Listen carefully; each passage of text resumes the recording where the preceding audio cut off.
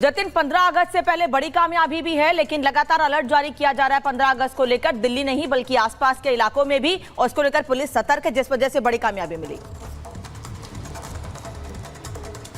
आज बिल्कुल देखिए, रिजवान को स्पेशल सेल ने गिरफ्तार किया और दरियागंज इलाके से गिरफ्तार किया। दरियागंज बेहद ही संवेदनशील इलाका इस लिहाज से भी है क्योंकि लाल किले के बिल्कुल सटा हुआ ये इलाका है और 15 अगस्त बेहद नजदीक है और तमाम जो सुरक्षा अलर्ट है वो 15 अगस्त को लेकर जारी किए गए थे। स्पेशल सेल ने दरियागंज से रिजवान को गिरफ्तार किया। एनआईए ने रिजवान पर 3 लाख रुपए का इनाम घोषित किया हुआ था। हालांकि अब स्पेशल सेल जांच कर रही है कि रिजवान, जो कि मोस्ट वांटेड आतंकी है, वो लाल किले के ठीक बगल में दरियागंज के पास क्या कर रहा था, उसकी भूमिका क्या थी, इसको लेकर अब जो स्पेशल सेल है वो जांच कर रही है। और अब रिजवान की गिरफ्तारी के बाद एनआईए भी स्पेशल सेल से बातचीत कर रही है ताकि ये जो पूरा मॉड्यूल है, जिसको पुणे का मॉड्यूल बताया जाता है, और इस मामले में रिजवान के बाकी जो साथी थे मोस्ट वांटेड आतंकी, उनको एनआईए ने इससे पहले भी गिरफ्तार किया था। लेकिन रिजवान, जो कि कई सालों से फरार चल रहा था, उसकी गिरफ्तारी अब दरियागंज, जो कि दिल्ली में है, वहां से गिरफ्तारी जो है वो की गई है। लेकिन 15 अगस्त से ठीक पहले इसकी गिरफ्तारी हुई। क्या कुछ मंशा थी, इसको लेकर स्पेशल सेल जांच कर रही है। और इस पर अब पूछताछ भी की जा रही है। एक बड़ी सफलता दिल्ली पुलिस के हाथ लगी है। जतिन, बहुत बहुत शुक्रिया आपका। बढ़ते हैं आगे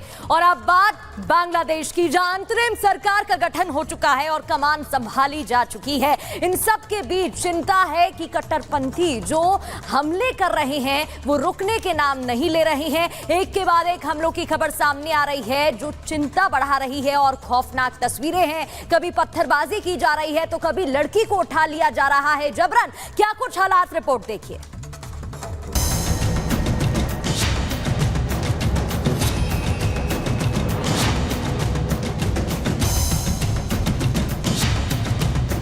प्रोफेसर मोहम्मद यूनुस को उनकी जिम्मेदारियां संभालने पर मेरी शुभकामनाएं। हम हिंदुओं और अन्य सभी अल्पसंख्यक समुदायों की सुरक्षा सुनिश्चित करते हुए सामान्य स्थिति में शीघ्र वापसी की उम्मीद करते हैं। भारत शांति, सुरक्षा और विकास के लिए हमारे दोनों लोगों की साझा आकांक्षाओं को पूरा करने के लिए बांग्लादेश के साथ काम करने के लिए प्रतिबद्ध है। प्रधानमंत्री नरेंद्र मोदी का ये पोस्ट मैसेज भी है, बधाई भी है और चेतावनी भी। बांग्लादेश में सियासी उलटफेर के बाद शेख हसीना देश छोड़ चुकी हैं। 5 दिन बाद आखिरकार अंतरिम सरकार बनी। मोहम्मद यूनुस को कार्यवाहक मुखिया बनाया गया है।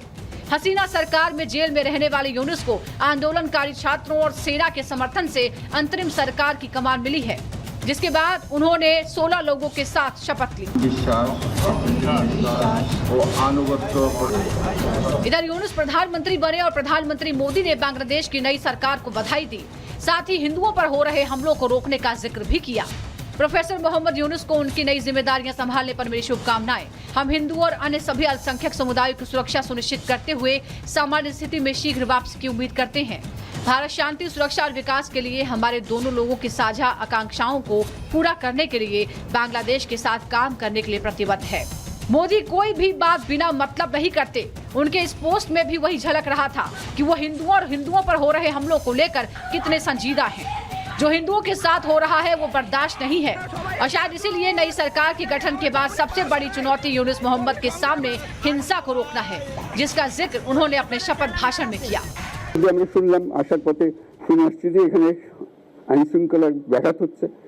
মানুষকে আক্রমণ করছে, ঘরবাড়ি জ্বালিয়ে দিচ্ছে, সম্পদ জ্বালিয়ে নষ্ট করছে, চুরি করছে, দিয়ে যাচ্ছে, অফিস আদালতে আক্রমণ করছে, সংখ্যালঘুদের উপর আক্রমণ করছে, হিন্দু, বৌদ্ধ, খ্রিস্টান, আহমদিয়া সবার উপর আক্রমণ করছে। এগুলো হলো ষড়যন্ত্রের অংশ। এগুলো আমাদের বিষয় না, আমাদের কাজ হলো এটাকে রক্ষা করা। ये मोदी सरकार की कूटनीति का ही असर है कि रूस यूक्रेन युद्ध में फंसे हजारों भारतीय छात्रों की देश वापसी हो, या फिर कतर में सजा पाने वाले 8 भारतीयों की रिहाई, या फिर तालिबानी कब्जे के दौरान भारतीयों की वापसी हो। हर जगह मोदी है तो मुमकिन वाली बात सच साबित हुई। और अब बांग्लादेश में हिंदुओं की सुरक्षा और वापसी को लेकर मोदी सरकार एक्शन मोड में है, जिसका असर भी दिख रहा है। लगातार हिंदुओं की बांग्लादेश से वापसी कराई जा रही है। Bureau report, Republic Bharat. तो प्रधानमंत्री नरेंद्र मोदी हमेशा से कट्टू बात करते रहे हैं और अपने पड़ोसियों को ये संदेश देते रहे हैं, शांति से रहोगे तो शांति से रहेंगे। और प्रधानमंत्री पहले भी कह चुके हैं कि छेड़ोगे तो छोड़ेंगे नहीं। और बांग्लादेश को भी प्रधानमंत्री ने कुछ यही संदेश दिया है। प्रधानमंत्री ने क्या कहा है नई सरकार के गठन पर, यह अंतरिम सरकार के गठन पर, यह आपको बता देते हैं। उन्होंने कहा है कि प्रोफेसर यूनुस को पहले नई जिम्मेदारी के लिए शुभकामनाएं दी हैं। शुभकामनाएं देते देते प्रधानमंत्री ने बड़ा संदेश भी दिया है। हिंदुओं और अल्पसंख्यक समुदाय की सुरक्षा की उम्मीद करता हूं मोहम्मद यूनुस सरकार से, प्रधानमंत्री ने सोशल मीडिया पर यह लिखा है। साथ ही लिखा कि सामान्य हालात में जल्द वापसी की उम्मीद है, क्योंकि बांग्लादेश में लगातार हालात दिन पे दिन और खराब होते जा रहे। नई सरकार के गठन के दिन भी वहां हंगामा देखने को मिला। भारत शांति, सुरक्षा, विकास के लिए प्रतिबद्ध है और ये बात प्रधानमंत्री अलग अलग मंचों से कहते भी रहे हैं। बांग्लादेश के साथ काम करने के लिए प्रतिबद्ध है, क्योंकि बांग्लादेश से भारत के रिश्ते हमेशा से अच्छे रहे हैं और ऐसे में आगे भी अंतरिम सरकार, नई सरकार के गठन के साथ ही रिश्ते और प्रगाढ़ हो और मजबूत हो, इसको लेकर प्रधानमंत्री की ओर से एक संदेश दिया गया है। लेकिन बांग्लादेश की भी जिम्मेदारी इस पर बनती है। तो पॉइंटर्स के जरिए हमने आपको समझा। आगे बढ़ते हुए आपको बता देते हैं कि बांग्लादेश में उपद्रवियों द्वारा मंदिरों को निशाना बनाया जा रहा है, हिंदुओं को परेशान किया जा रहा है, अल्पसंख्यकों पर अत्याचार किया जा रहा है और ये आरोप लगाए हैं खुद हिंदुओं ने जो वहां पर परेशान हो रहे हैं। उन्होंने खुलासा किया है, क्या कुछ कहा है, सुनिए जरा। I am from Bangladesh. I am Hindu. I cannot reveal my face and my name due to security purpose. You know Hindus are minority in Bangladesh. Yes, yesterday Muslim people attacked on Hindus temple and their houses. In Bangladesh, they attack so many cities which city are known as a Hindu majority like Sylhet, Borishal, Feni, Chattogram, Rajshahi. They betrayed so many Hindus temple and burned Hindus houses with Allah Akbar slogan.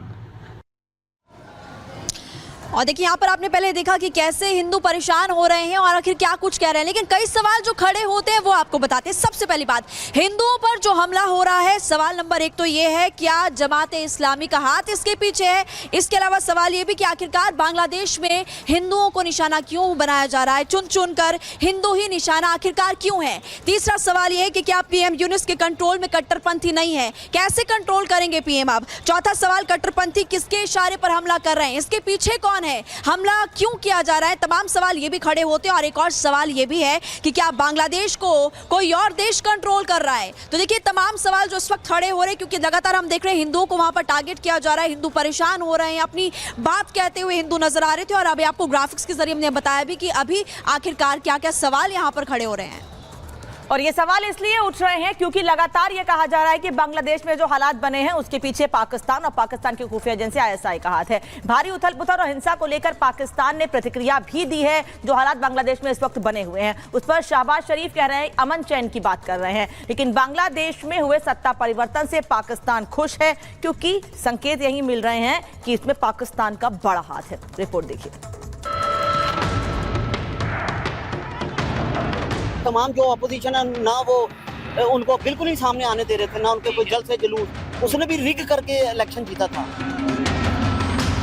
वो helicopter में बिठा के फौज ने उसको बाहर India भेजा ना, वरना वो खुद कैसे जा सकती।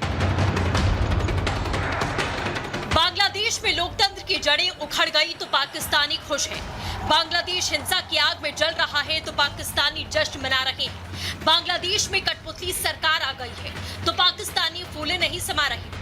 बांग्लादेश की तरक्की और भारत से उसकी दोस्ती से चिढ़ने वाले पाकिस्तानी आज झूम रहे हैं। शेख हसीना का तख्ता पलट उन्हें सुकून पहुंचा रहा है। जो मतलब बांग्लादेशी अवाम बहुत खुश है, पाकिस्तानी अवाम भी बहुत खुश है। अच्छा। इस पे बांग्लादेश के यूथ ने इस सारे मामले को मुस्तरद कर दिया। पाकिस्तान और बांग्लादेश के दरमियान में हालात ख़राब होने की एक बहुत बड़ी वजह जो थी बस हसीना वाजिद थी।